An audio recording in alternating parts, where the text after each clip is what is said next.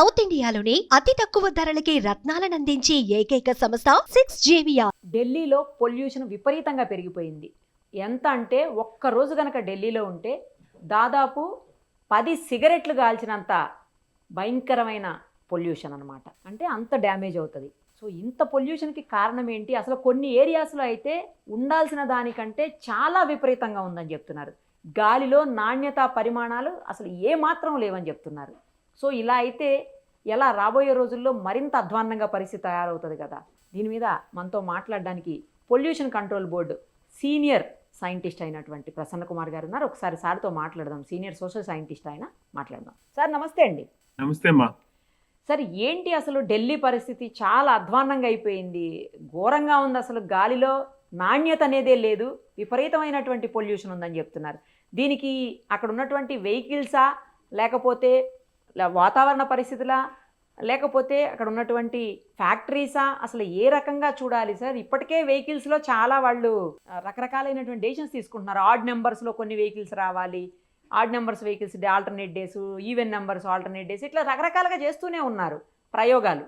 తర్వాత ఇంకా ఏంటంటే కొన్ని ఏరియాస్లో అసలు వెహికలే నడపడానికి లేదని, తర్వాత 15 ఏళ్ళు దాటినటువంటి వెహికల్ అసలు అక్కడ ఉండకూడదని, తర్వాత ఈవీ వెహికల్స్ ఉండాలని, ఇలా రకరకాలుగా పెట్టారు. కానీ అయినా ఏమాత్రం ఇంప్రూవ్మెంట్ కనిపిస్తున్నట్లేదు సార్. త్వరలో హైదరాబాద్ కూడా అదే రీచ్ అవుతుందని కొంతమంది మాట్లాడుతున్నారు. ముందు ఢిల్లీ గురించి మాట్లాడదాం సార్. ఏంటి పరిస్థితి? ఢిల్లీలో ఆల్రెడీ చుట్టుపక్కల ఉండే ఫ్యాక్టరీస్ అన్నిటినీ క్లోజ్ చేశారు. ఫ్యాక్టరీస్ నుంచి వచ్చే పొల్యూషన్ ఆల్మోస్ట్ నిల్. ఓకే. అట్లాగే వాహనాల్లో కూడా చాలా వరకు పాత వాహనాలని తీసేశారు రోడ్ నుంచి. కాబట్టి పాత వాహనాల నుంచి వచ్చే కాలుష్యం కూడా తక్కువే. కానీ ఢిల్లీ జనాభా చాలా ఎక్కువ, ఢిల్లీలో రోజు పెరిగే వాహనాల సంఖ్య కూడా ఎక్కువ. దాంతో ఢిల్లీలో ట్రాఫిక్ జామ్స్ కూడా చాలా చోట్ల అవుతుంటాయి. ఒక ప్రదేశం నుంచి ఇంకో ప్రదేశానికి అదే మెట్రోలో వెళ్తే 20-25 నిమిషాల్లో వెళ్ళగలిగింది, అది రోడ్ మీద వెళ్తే 1 hour 1.5 hour పట్టే అవకాశం. కొన్ని చోట్ల 2 గంటలు పడుతుంది, కొన్ని చోట్ల మనం చేరుతామో ఎన్నింటికి చేరుతామో తెలియని పరిస్థితి ఉంది. సో రోడ్డులో ట్రాఫిక్ ఢిల్లీలో ఎక్కువ ఉంటుంది. స్లో ట్రాఫిక్ ఉన్నప్పుడు ఐడ్లింగ్ వెహికల్ ఎక్కువ ఉంటుంది. అంటే ఇంజిన్ నడుస్తూ ఉంటుంది కానీ వాహనం ముందుకు పోదు ట్రాఫిక్ జామ్ వల్ల. అలా ఐడ్లింగ్ లో మనకి పొగ బయటకు వస్తూనే ఉంటుంది కంటిన్యూస్ గా. ఎంతసేపు ట్రాఫిక్ జామ్ లో ఇరుక్కుంటే వాహనం అంతసేపు పొగ వస్తూనే ఉంటుంది. ఆ పొగతో వచ్చే సమస్య మనం పెద్ద ఎత్తున ఢిల్లీలో చూస్తూ ఉంటాం. దానికి తోడు ఢిల్లీలో ఈ చలికాలంలో ఉండే ఈ గాలిలో స్తబ్దత తోటి పొల్యూటెంట్ గాళ్ళు దూరంకి వెదజల్లబడవు. ఎక్కడ పొల్యూటెడ్ అయితే, ఎక్కడ గాలి విడుదల అవుతాయి అంటే పొల్యూషన్ గాలి పొగగా ఎక్కడైతే విడుదలవుతుందో ఆ పొగ విడుదలైన ప్రదేశం చుట్టుపక్కలే అలుముకుని చుట్టుముట్టుకుని ఉంటుంది, అది బయటికి పోదు పొగ. సో ఇలాంటి సమస్య మనం ఈ పొల్యూటెడ్ ఏరియాస్ లో మనకి కనిపిస్తూ ఉంటుంది. పొల్యూటెడ్ ఇండస్ట్రీ ఉన్న ఏరియాలో కూడా కనిపిస్తుంటుంది. ఇటు వచ్చి ఢిల్లీలో మెయిన్ సెంట్రల్ ఏరియాస్ లో, ఢిల్లీ చుట్టుపక్కల కూడా పొల్యూటెడ్ ఇండస్ట్రీని అక్కడి నుంచి తరిమేశారు. కాబట్టి అక్కడ పొల్యూషన్ ఇండస్ట్రీ నుంచి వచ్చే అవకాశం లేదు. ఎక్కువ మటుకు పొల్యూషన్ వాళ్ళకి ఈ వాహనాల నుంచే వస్తోంది. దానికి తోడు వాళ్ళకి చుట్టుపక్కల ఉండే రాష్ట్రాల్లో పంట వ్యర్థాలని వాళ్ళు తగలపెట్టము. ఆ పంట వ్యర్థాల్లోంచి వచ్చే పొగలు కూడా ఢిల్లీ వైపుగా వచ్చి ఢిల్లీలో కేంద్రీకృతం అవుతున్నాయి. దానివల్ల అంటే పంజాబ్, హర్యానా, యూపీ ఇలాంటి ప్రదేశాల చుట్టుపక్కల ఉండే ప్రాంతాల నుంచి ఈ పొగ వస్తోంది. ఇది కూడా ఒక పెద్ద సమస్యగా మారింది ఢిల్లీకి. ఓకే. మరి ఎలా సార్ పరిష్కార మార్గం ఏంటి దీనికి? ఇంకా పెరుగుతూ పోతుంది కదా రాను రాను. అక్కడ చిన్నపిల్లల పరిస్థితి ఏంటి? రకరకాలైనటువంటి మరి జబ్బులు వచ్చే అవకాశం ఉంటుంది. ముందు లంగ్స్ కి సంబంధించినటువంటి ఇన్ఫెక్షన్స్ వచ్చే అవకాశం ఉంటుంది కదా ఇలా అయితే. ఊపిరితిత్తుల సంబంధించిన వ్యాధులు వచ్చే అవకాశం చాలా ఎక్కువ ఉంది. ఆల్రెడీ ఊపిరితిత్తుల వ్యాధులతో ఉన్న వాళ్ళకి ఈ ఆయాసం, దగ్గు, జలుబు ఉన్న వాళ్ళకి ఇది ఆ రోగాలని తీవ్రతరం చేస్తుంది ఈ సమస్య.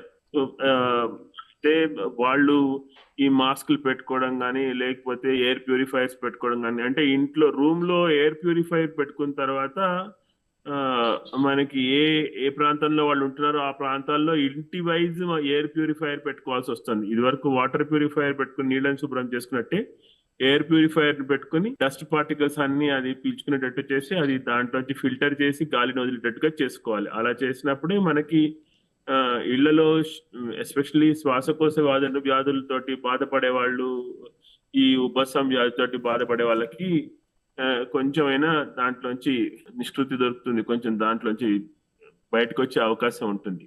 అంటే సార్ మీరు చెప్పినట్టు ఎస్పెషలీ ఇంట్లో ఉంటే ఓకే కానీ స్కూల్స్ లో ఉన్నప్పుడు ఆఫీసుల్లో ఉన్నప్పుడు అది ఎలా సార్, అసలు అది ఎలా సాధ్యమవుతుంది? ఎక్కడైనా సరే మనకి ఎయిర్ ప్యూరిఫైయర్స్ పెట్టుకోకపోతే మాత్రం లంగ్స్ రిలేటెడ్ ప్రాబ్లమ్స్ ఉన్న వాళ్ళు, దగ్గు జలుబు ఉన్న వాళ్ళు అందరూ కూడా వాళ్ళు ఎక్కువ సఫర్ అవుతారు ఈ ఎయిర్ పొల్యూషన్, అంటే ఈ ప్రెజెంట్లీ ఉండే ఎయిర్ పొల్యూషన్ తోటి ఢిల్లీలో. సార్ ఆ మధ్యన ఏదో న్యూస్ చూసాము, హైదరాబాద్ కూడా సెకండ్ ప్లేస్కి వెళ్ళిపోతుంది లేకపోతే థర్డ్ ప్లేస్కి వెళ్ళిపోతుంది అంటూ కొన్ని వార్తలు వినిపించాయి పొల్యూషన్ విషయంలో. నిజంగా అలాంటిది ఏమన్నా ఉందా? హైదరాబాద్ కూడా అంత డేంజర్ జోన్లోకి పోతుందా? హైదరాబాద్ లో కూడా కాలుష్యం ఎక్కువే ఉంది, కానీ ఢిల్లీ స్థాయిలో లేదు. ఢిల్లీ స్థాయికి వెళ్తుందన్న మాట మనం చెప్పలేము. ఇక ఢిల్లీ జనాభా హైదరాబాద్ కంటే 3 రెట్లు ఎక్కువ ఉండే జనాభా ఉంది. అక్కడ ఇప్పటి ముప్పడిగా వాహనాలు ఉన్నాయి, మన దగ్గర ఆ స్థాయిలో లేవు. ఇంకోటి మన దగ్గర చలి కూడా వాళ్ళ దగ్గర చలి ఉండదు. మనకి ఇన్వర్షన్ కండిషన్స్ వాళ్ళకున్నంత ఇన్వర్షన్ కండిషన్స్ ఉండవు.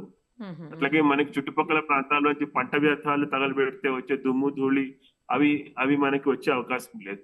బట్ ఇవన్నీ కాదనుకున్నా హైదరాబాద్ కూడా వాహన కాలుష్యం ముప్పు ఉంది. దాన్ని హ్యాండిల్ చేయడానికి మనం ఎలక్ట్రికల్ వెహికల్స్ యూజ్ చేయడము, ఎలక్ట్రికల్ వెహికల్స్ కోసం ఛార్జింగ్ పాయింట్స్ పెట్టాము, ఆర్టీసీ బస్సులో కూడా ఎలక్ట్రికల్ వెహికల్స్ ని ఇంట్రడ్యూస్ చేసేటట్టు ప్రయత్నం చేయడం, ఇలాంటి ప్రయత్నాలు చేస్తున్నారు. ఈ ప్రయత్నాలు కొంతవరకు మనకి ఉపశమనం ఇస్తాయి. బట్ ముందు ముందు ఈ ప్రయత్నాలని ఉధృతం చేయాల్సిన అవసరం ఉంది. ఉధృతం చేసినప్పుడు మనకి ఈ సమస్య నుంచి మనం బయటపడే అవకాశం ఉంటుంది. Right sir, thank you sir, thank you so much.